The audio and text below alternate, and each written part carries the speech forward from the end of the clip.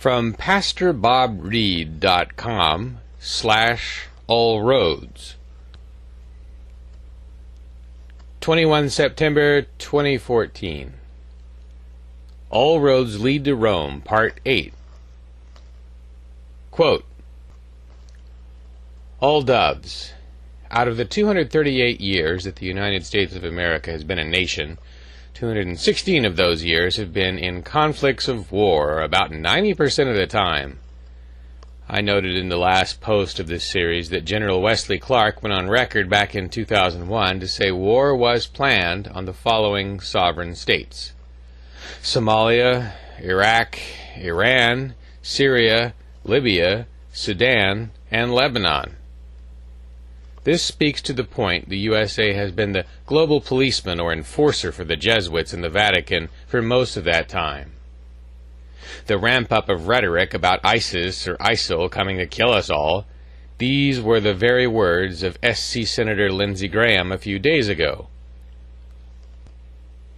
as contributory to the fanning of the flames of war, World War III to be specific. Then there are the pictures of Arizona Senator and Viet Cong collaborator John McCain meeting with the leaders of the ISIL back last spring. It seems that Pope Francis gets it. World War III has begun. To the contrary, I would suggest it began back in 1990. And then who wants to quibble over 20 years or so? Speaking September 13th at Italy's largest war memorial, Pope Francis said the spate of conflicts around the globe today were effectively a piecemeal Third World War, condemning the arms trade and plotters of terrorism, sowing death and destruction. Humanity needs to weep, and this is the time to weep, said Pope Francis.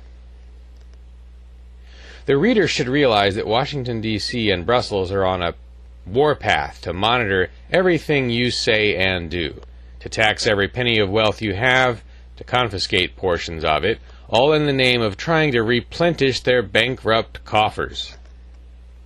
Europe is endorsing income tax rates of as high as 75% in France. It's getting ready to implement a 10% wealth tax on all European citizens. The EU is also legislating that you lose every cent you have over 100,000 euros in a European bank should it fail.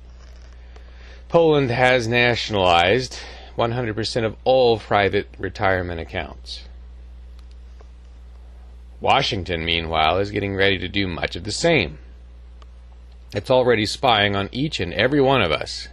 It's already implemented a form of capital controls whereby you have to report every penny of money you have overseas, and overseas banks have to turn you in as well or face severe penalties. The retirement age is going to go up. My sources tell me that Washington is also considering making it mandatory that a portion of your IRA or 401k hold a minimum amount of U.S. Treasury bonds, an indirect way for Washington to finance itself with your money. Pope Francis did not address this war on your wealth, but it is the root cause behind many of the conflicts we see around the world today. The Pope's franchised usury when it selected the House of Rothschild to be the Vatican's fiduciary agent. Unless you understand that the Rothschild-controlled central banks of nations control prosperity and depression, you will not comprehend what it is that has the world on such a footing of war. All wars are religious in one way or another. The international banksters, under the control of the Pope, through the House of Rothschild, and about 300 other global megabanks, manipulate the nations of the world into a war frenzy. The Rothschild financial dynasty don't do business with you or I. You need a minimum of $1 million just to have an account at one of their entities. Ever since Jesus chased the money changers out of the temple, the money changers have ruled the world. Gudelschnapper Rothschild publicly stated, "If my sons did not want war, there would be none." The House of Rothschild financed Vladimir Lenin in 1913 to overthrow the Russian monarchy. Successful banking, i.e. profits, is not just from lending mortgage and car loans, but rather to finance wars. Banks profit big time from lending to sovereign states to wage war. They loan to both sides of the conflict. This means they finance the victor as well as the vanquished. They always win, despite the fact that war always has losers. They profit two ways: loan money to nations for buying weapons and munitions, and then they profit from the nations, winners and losers, that have to rebuild their national infrastructure. As I was beginning to write this post, another resource on the Rothschilds came to mind. I place it and two of his other books at the top of the bibliography list below. Andrew Hitchcock's books are online for those interested in investigating what I have shared in this series of posts about All Roads Lead to Rome. The Rothschilds have currently, and since early 2006, begun a restriction of lending and credit, and this precipitated the financial crisis that ensued over the following years. They accomplished this through the use of currency and credit limits, requiring banks to retain greater assets on hand, through the Basel I, II, and III Accords. Make no mistake in understanding this, World War III is underway. However, not all the world recognizes it as a simple fact. Contrary to popular belief, the conduct of nations on the international stage is almost never driven by moral considerations, but rather by a shadowy mixture of money and geopolitics. The U.S. national debt sits at $17.17 trillion as of mid-September 2014. That figure has doubled since the beginning of President George W. Bush's administration, or $7 trillion since his successor Barack Obama began his spending spree. Socialist engineers, Columbia University professors, and sociologists Cloward and Piven taught that America could only be destroyed from within. Only by overloading the system with debt, welfare, and entitlements could capitalism and American economy be destroyed. So the plan was to make a majority of Americans dependent on welfare, food stamps, disability, unemployment, and entitlements of all kinds. Then, under the weight of the debt, the system would implode and collapse the American economy. For some time now, Russia, China, Iran, and Syria have been in the crosshairs. Once you understand why, the events unfolding in the world right now will make much more sense. The U.S. dollar is a unique currency. In fact, its current design and its relationship to geopolitics is unlike any other in history. Though it has been the world's reserve currency since 1945, this is not what makes it unique. Many currencies have held the reserve status off and on over the centuries. But what makes the dollar unique is the fact that since the early 1970s it has been, with few notable exceptions, the only currency used to buy and sell oil on the global market. Prior to 1971, the U.S. dollar was bound to the gold standard, at least officially. According to the IMF, by 1966, foreign central banks held $14 billion U.S. dollars. However, the USA only had $3.2 billion in gold allocated to cover foreign holdings. This simply means the U.S. Federal Reserve System was printing more money than it could actually back with gold. The end result was rampant inflation and a general flight from the dollar. When President Nixon removed the dollar from the gold standard completely in 1971, everyone saw a 10% increase in their cost of living. At this point, the dollar became a pure debt-based currency. With debt-based currency, money is literally loaned into existence. With the Rothschild-controlled central banks,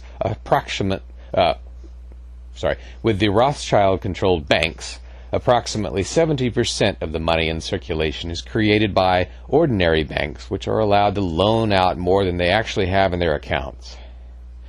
The rest is created by the Rothschild-controlled Federal Reserve, which loans money that they don't have, mostly to governments. This is nothing more than writing bad checks, except it is legal for banks to do so. This practice is known as fractional reserve banking and is supposed to be regulated by the Federal Reserve, an institution which just happens to be owned and controlled by a Rothschild conglomerate of banks, and no agency or branch of the U.S. government regulate the Federal Reserve. But to make things more interesting, those fractional reserve loans, created out of nothing, have interest, usury, attached. But the money to pay that interest doesn't exist in the system. As a result, there is always more total debt than there is money in circulation.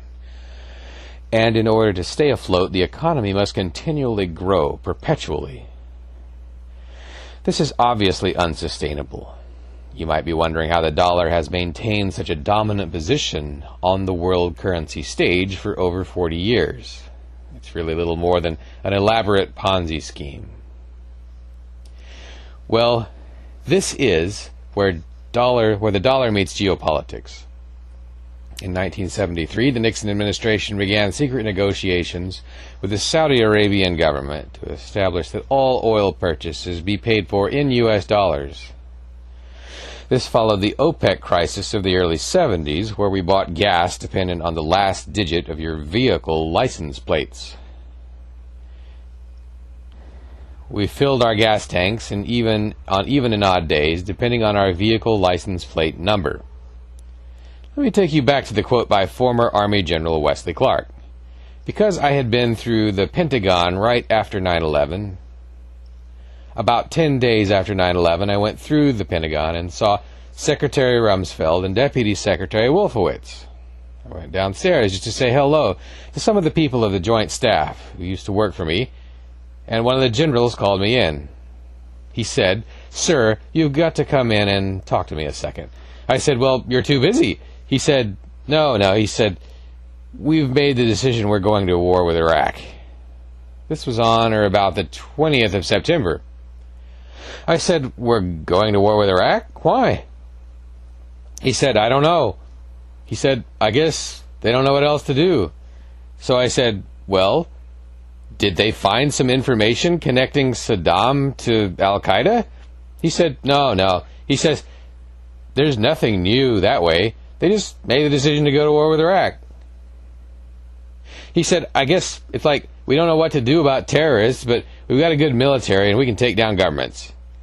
And he said, "I guess if the only tool you have is a hammer, every problem has to look like a nail." Unquote. Continuing quote, Wesley Clark. So I came back to see him a few weeks later, and by that time we were bombing in Afghanistan. I said, "Are we still going to war with Iraq?" And he said, "Oh, it's worse than that." He reached over on his desk. He picked up a piece of paper, and he said, "I just got this down from upstairs," meaning Secretary of Defense office. Meaning the Secretary of Defense's office. "Today." And he said, "This is a memo that describes how we're going to take out 7 countries in 5 years, starting with Iraq, and then Syria, Lebanon, Libya, Somalia, Sudan, and finishing off Iran." I said, "Is it classified?" He said, "Yes, sir." I said, "Well, don't show it to me." And I saw him a year or so ago, and I said, "You remember that?" He said, "Sir, I didn't show you that memo. I didn't show it to you." Unquote.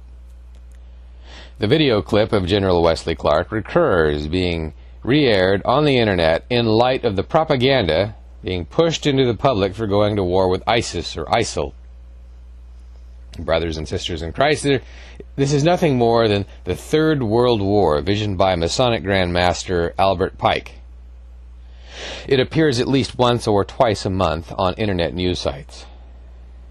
It is all about taking control of the sovereign wealth of the world by the Rothschilds on behalf of the Jesuit Vatican Grand Plan to enslave humanity to the Luciferian system of the Vatican. The American public is being fear-driven, manipulated into another war in Iraq, but this time it will really be about taking down Syria. In 2009, Qatar put forth a proposal to run a natural gas pipeline through Syria and Turkey to Europe.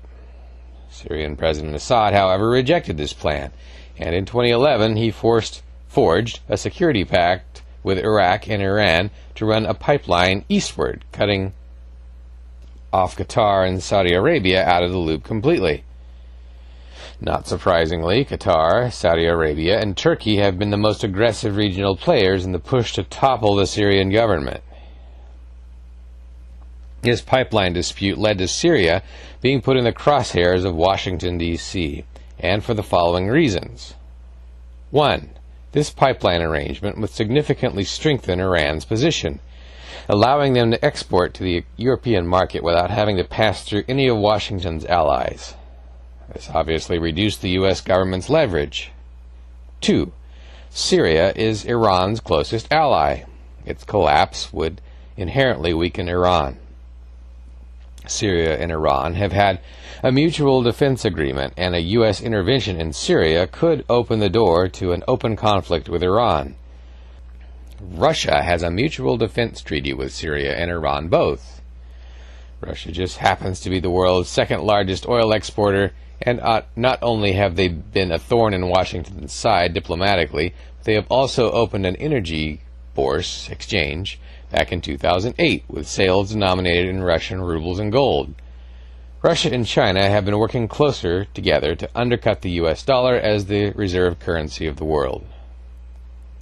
Washington, the EU, and NATO have been working to provoke Russia into a war.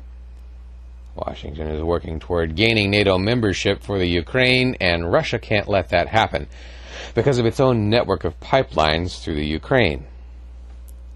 The Rothschild-controlled IMF warned the provisional government of the Ukraine that their $18 billion loan package could be in danger if they were unable to put down the dissident rebellion in the eastern provinces of the Ukraine.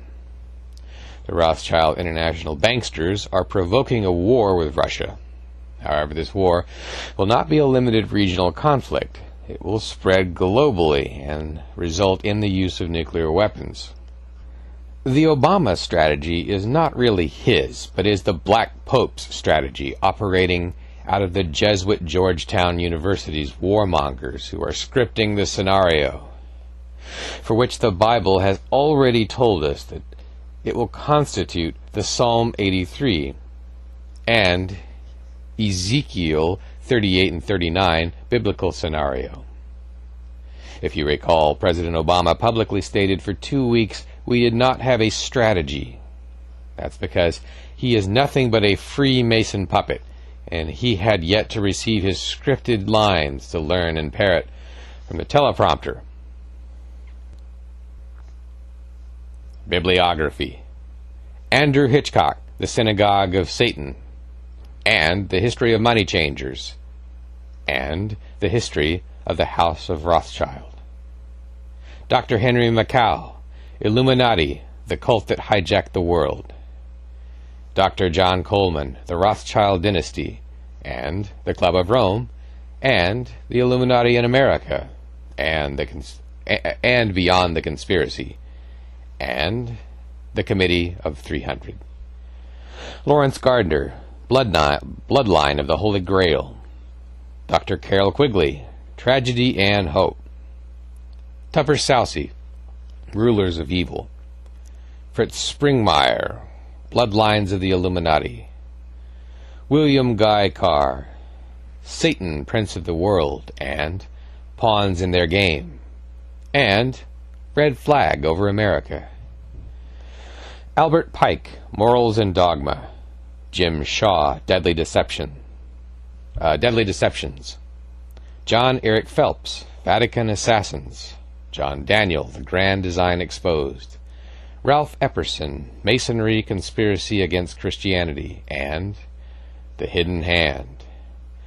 Jerry Lena, Architects of Deception, and Under the Sign of the Scorpion. John Daniel, Scarlet and the Beast, not the same John Daniel as above.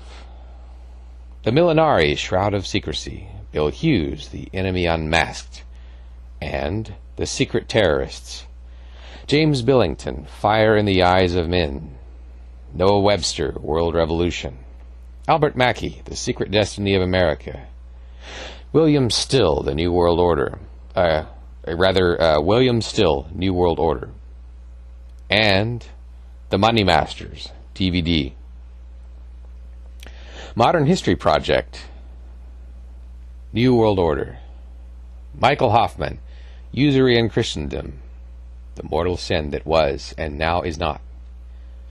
Tim Cohen, Antichrist and a Cup of Tea. Ronald McDonald and Ronald Rowan. Eustace Mullins, Secrets of the Federal Reserve. Eustace Mullins, The Curse of Canaan. G. Edward Griffin, The Creature from Jekyll Island. Chris Pinto, The Society of Jesus, Their Moral Maxims and Plots, audio CD. And The Jesuits in the Counter-Reformation, 2-disc audio CD. Edmund Paris, The Secret History of the Jesuits. Dr. Ronald Cook, The Vatican Jesuit Global Conspiracy. John Quintano, Project Vatican. E.C. Knuth, Empire of the City. H.G. Wells, The New World Order. H.G. Wells, The Open Society. Carol Marshall, The Last Circle. Malachi Martin, Windswept House. And The Jesuits. And The Keys of Blood. And Hostage of the Devil. David Oveson, The Secret Architecture of the Nation's Capital. And The Secret Symbols of the Dollar Bill. And Lost Symbols, The Secret of Washington, D.C. The Secrets of Washington, D.C. David Woodward, The Final Babylon, America and the Coming of the Antichrist. The Final Babylon, and starting again. Doug Woodward, The Final Babylon, America and the Coming of Antichrist. Jordan Maxwell, Matrix of Power. Jim Marrs, Rule by Secrecy, and The Rise of the Fourth Reich. John Perkins, Confession of an Economic Hitman. James Perloff, The Shadows of Power. Christopher Story, The New Underworld Order. Wes Panra, Illuminism, The Occult Force Behind Globalization. William Arthur, The Pope, the Kings, and the People.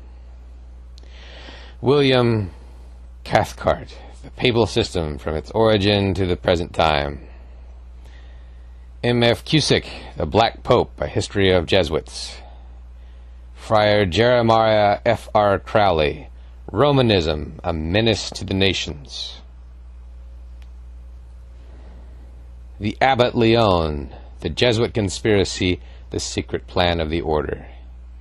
Avro Manhattan, The Vatican in World Politics. Samuel F.B. Morse, Foreign Conspiracy Against the USA. Edwin Sherman, Engineer Corps of Hell. Paul Burt, The Doctrines of the Jesuits. R.W. Thompson, The Footprints of the Jesuits. Charles Sinenqui, 50 Years in the Church of Rome. William H. Kennedy, Lucifer's Lodge, Satanic Ritual Abuse in the Catholic Church. David Allen Rivera, Final Warning, A History of the New World Order. Dave Hunt, A Woman Rides the Beast. I suggest that if you haven't saved these posts, that you do so for your own education. We do not know how much longer we will have the Internet. The Internet and the invention of the printing press has been the two major technological advances to thwart Lucifer's agenda to enslave humanity, to chip man, to call God a liar. Keep the faith. Pastor Bob. Unquote.